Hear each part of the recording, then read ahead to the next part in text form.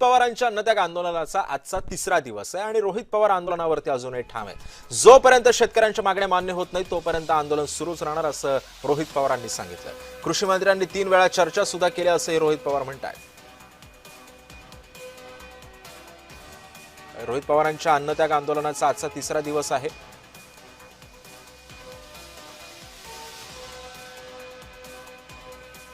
आणि या सगळ्या संदर्भामध्ये माहिती जाणून घेऊयात। माझे सहकारी संतोष कुलकर्णी सध्या आपल्या सोबत आहेत।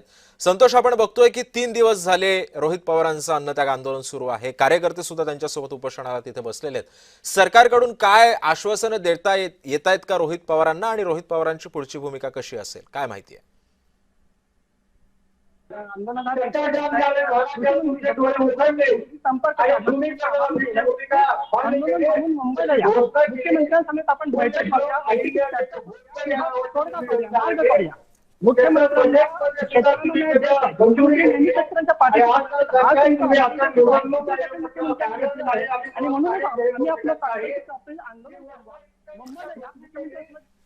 नक्कीच संतोष, त्यामुळे एकंदरीतच या सगळ्या पार्श्वभूमीवरती रोहित पवार पुढची भूमिका आपली काय मांडतात हे सुद्धा पाहणं तितकंच महत्त्वाचं ठरणार आहे। धन्यवाद आपण दिलेल्या सविस्तर